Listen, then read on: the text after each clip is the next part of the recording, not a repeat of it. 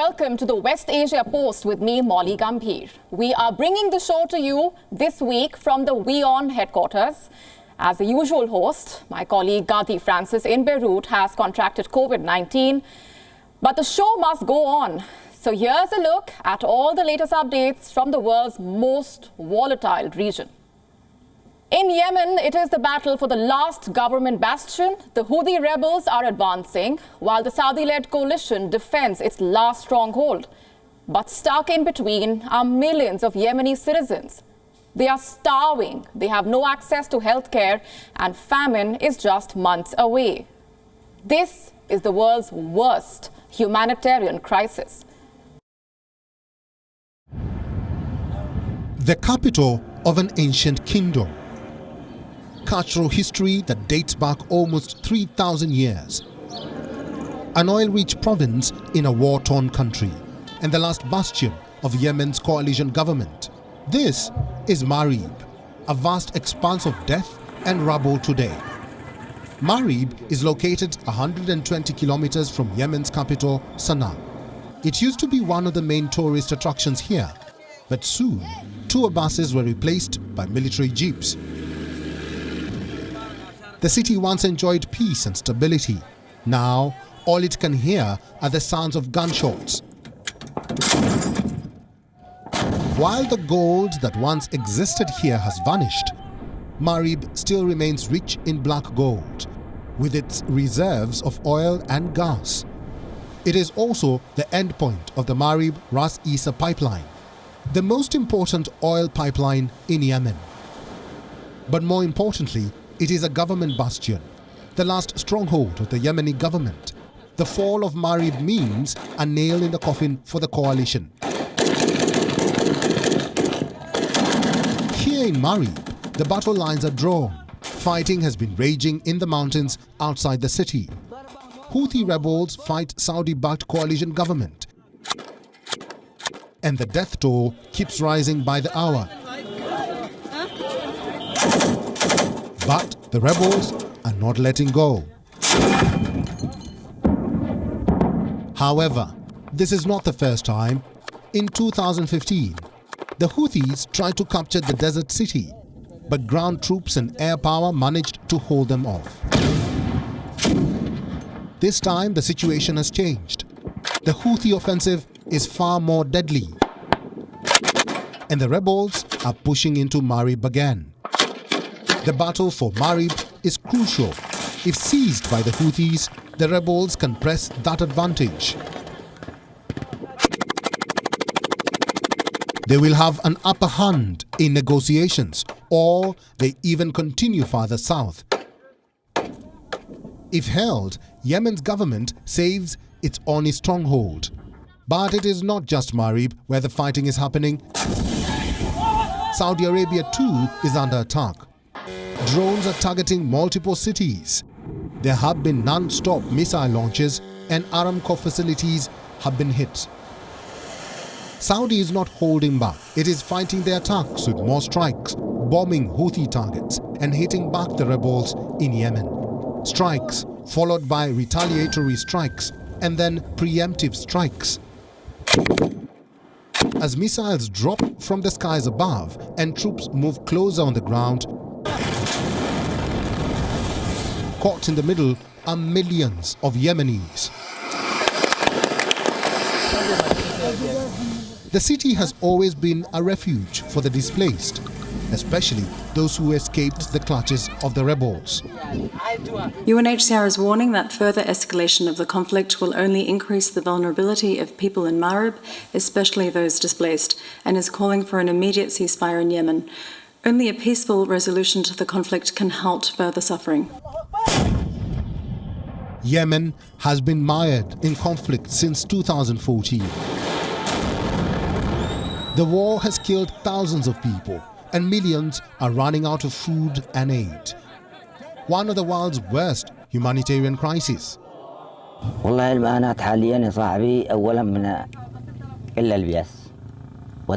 We suffer, my friend, first of all, from a lack of money. We don't have an income. We barely make it with the meal that we receive from the humanitarian cell of the National Resistance. They give us a small meal and we can't ask for more. Losing Marib could cripple the coalition. The loss will have rippling effects in West Asia. For many, this could be a tipping point in the civil war, one that could derail any future prospects for peace. West Asia Bureau, WION, World is One. We have a lot more lined up for you in this edition of the West Asia Post. But first, let's take a look at what else is making headlines across the region.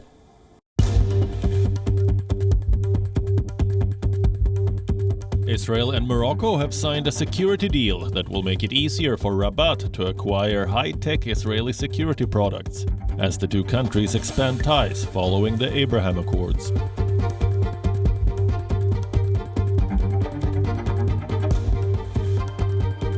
Visitor numbers to Syria are growing again after a collapse caused by a decade of war. Damascus hopes for a return of European tour operators by next year.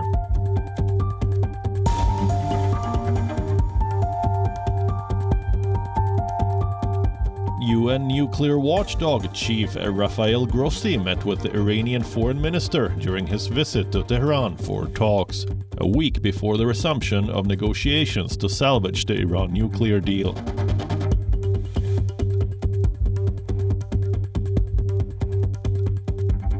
Lebanese Prime Minister Najib Mikati met with Pope Francis at the Vatican, with the Pope saying that he was praying that God would help Lebanon get up and get back on its feet.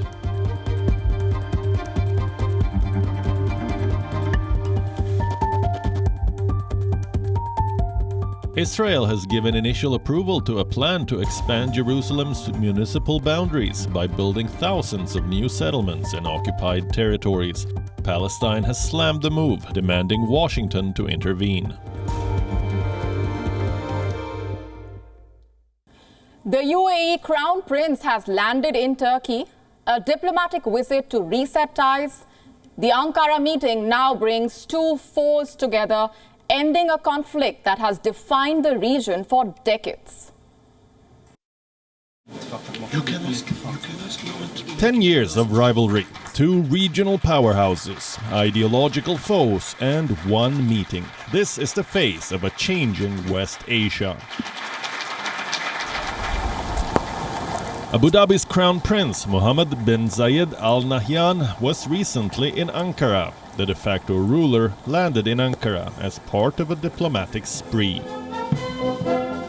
A move to end regional rifts that have defined West Asia for years. This was, no doubt, a strange sight. This is MBZ's first visit to Turkey in almost 10 years. And he was met with fanfare. Erdogan greeted him with a cavalry procession.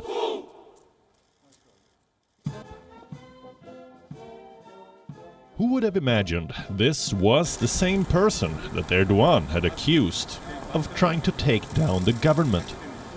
The roots of the feud goes back to the Muslim Brotherhood. MBZ has always wanted to stamp out the movement. Erdogan, for his part, has been the group's most powerful supporter. Thus began a rivalry that lasted almost a decade. But the guns have fallen silent now. Nations are dealing with instability and the pandemic. Turkey's economy is struggling to stay afloat, so Erdogan needs a lifeline. And United Arab Emirates seems to be the perfect one. Hours after the meeting, UAE announced a slew of investments in Turkey. A $10 billion fund to support strategic investments, including in the health and energy fields. تعلن دولة الإمارات عن تأسيس صندوق. The UAE announces the establishment of a $10 billion fund to support investments in Turkey. استثمارية في جمهورية تركيا. But what will Abu Dhabi get in exchange? The Gulf nation may seek concessions. For years, the UAE has punched well above its size. Its foreign policy and intervention in wars has made it an important player in the region. So now, Abu Dhabi is leading as the peacemaker, raising the specter of a game-changing quid pro quo. Another reason that led to this meeting was the United States' disengagement in the region. Countries now realize that they have to fend for themselves, so they are rethinking relations. MBZ's meeting with Erdogan is the most high-profile meeting between the former rivals in the last decade. It follows a visit by MBZ's brother to Damascus. Another brother of his is set to visit Tehran soon. The meeting signal a larger regional shift. West Asia is going through some serious realignment. Some old foes are learning to live with each other. A superpower is recoiling after decades of interference, and others are vying for more power in the region. As they say in politics, there are no permanent friends or enemies, only permanent interests. West Asia Bureau, WION, World is One. They say crises bring even the worst adversaries together. We can say the same about climate change. Jordan and Israel have come together for a historic deal, swapping solar energy and water as drought diplomacy boosts ties in the region. The end of the world. For countries, it can be the great unifier, an impending doom that forces them to act together, tackling climate change across borders. A scenario like this is playing out in West Asia, between neighbors Israel and Jordan. They have had rocky relations in the past, but it looks like climate change has brought them closer. In focus is a new historic deal brokered by the United Arab Emirates and pushed by the United States. The deal is to swap solar energy and water, a bid to tackle the climate crisis and strengthen regional cooperation.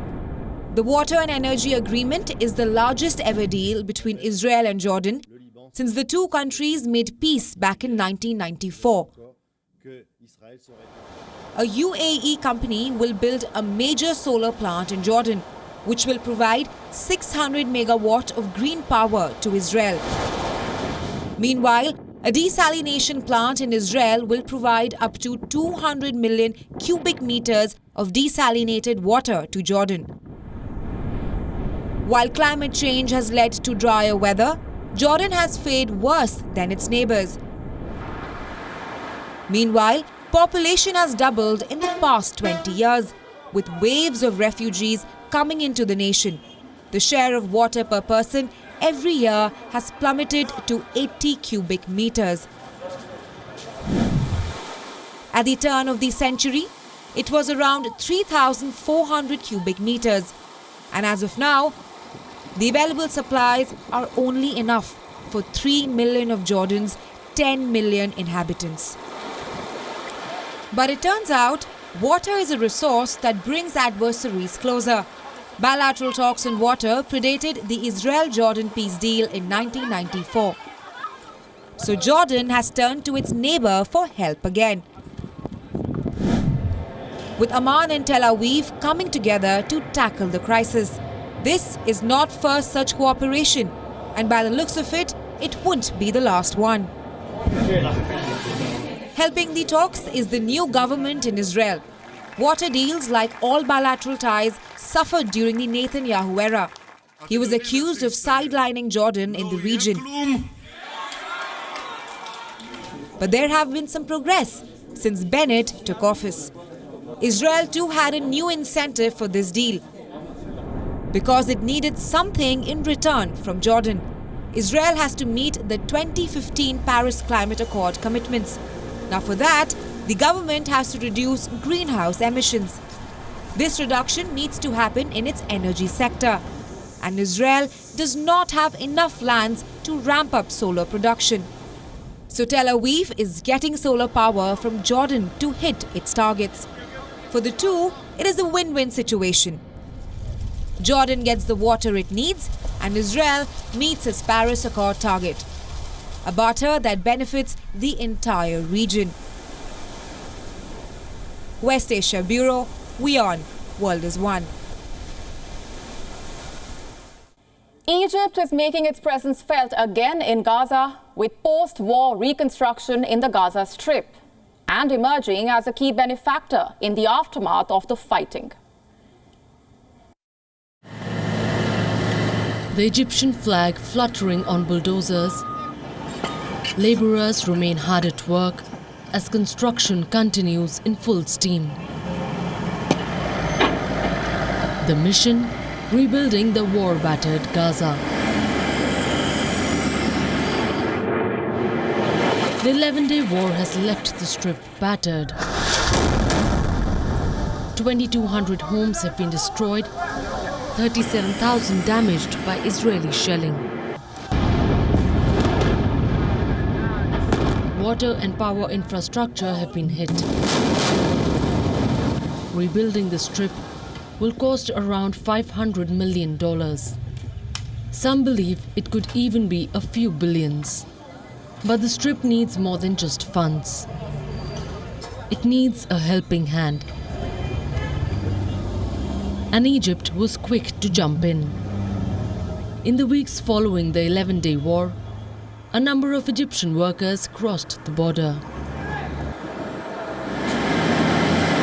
They were in Gaza to lay down a coastal road.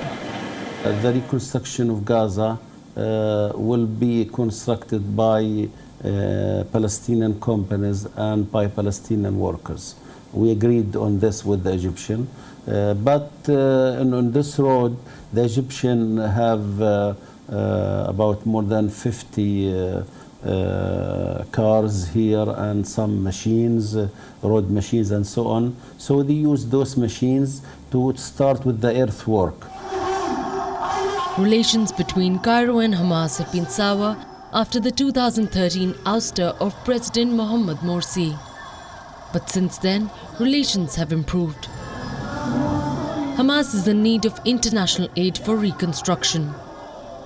Positive relations with Egypt are an added benefit. Cairo controls the Rafah border, often the only access point for construction material. For years, Qatar has become the prime donor of aid. But in the aftermath of the May fighting, the flow of cash came to a halt. So the new improving relations with Egypt have become a blessing for the Strip. Of course, it depends on politics. Now the relation between Gaza and Egypt is very good. So the Egyptian want to invest some of their money, as they declared that they have $500 million commitment to reconstruction of Gaza. The road being built by Egypt in the north will join another funded by Qatar, creating a corridor along the coast. The road will, however, cut right through the Al-Shati refugee camp, where the buildings have been reduced to rubble. Let them take my home. I don't care. I have been told that I have to vacate, while I have been living here for 50 years. So I wonder if they are going to tell me that I would be more comfortable if they give me another home. Rebuilding Gaza again is a mammoth task, challenged by political schisms and infighting between the groups and states. But the new construction brings some hope to Gazans as they build back their lives one day at a time. West Asia Bureau, WION, World is One.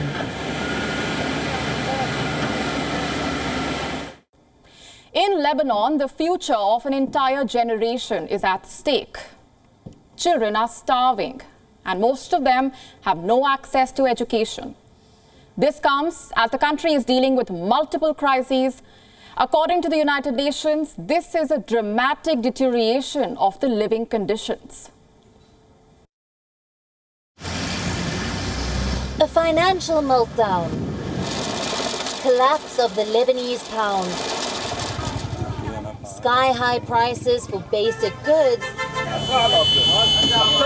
and anger on the streets. Lebanon has been hammered by one crisis after another. At stake are a generation of children in the country. Children in Lebanon are starving. They are skipping meals. They aren't going to school. Some are even going to work. This is a children's crisis. Again, you hear all this headline news talking about economic crisis, financial crisis, and the political crisis. But let us face it, it is a crisis of children which we cannot afford. Urgent action is needed. The needs are massive, and the cost of inaction is too high. Unless we act now, every child's future in Lebanon is at stake. Children have been hit hard by the economic crisis. Over half of the families had at least one child who skipped a meal by October 2021. A dramatic deterioration of living conditions. More than 53% of the families surveyed in October said that at least one child skipped a meal in the past 30 days because the family did not have enough food. This is an alarming increase compared to 36.7% back in April. Almost 34% of children who required primary health care did not receive it. This is up from 28% in April. This is because only 3 in every 10 families received social assistance. Many of them are dealing with soaring costs and don't have money for education or healthcare. Some are even sending their children to work. According to the UNICEF report, the proportion of families sending children to work increased 7-fold to 7% between April and October. It means that 1 child out of 8 is working in Lebanon. There is deprivation that is not normal at all. Something wrong is happening, this inflation. No matter who you talk to, everyone is talking about the dollar. What's happening? Why is that? Where are the rulers? Around 80% of Lebanon's population lives under poverty. The World Bank estimates poverty rates will increase by as much as 28% by the end of 2021. This as Lebanon grapples with a financial crisis, branded as one of the planet's worst in more than 150 years. The population is facing unprecedented challenges. Impoverishment is widespread. I saw scenes in Lebanon that I had not imagined I would ever see in a middle-income country.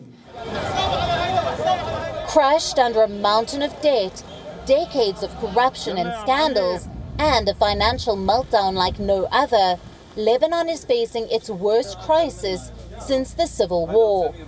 And there seems to be no end in sight. West Asia Bureau, WION World is One. West Asia has its own share of beauty, culture and oddities.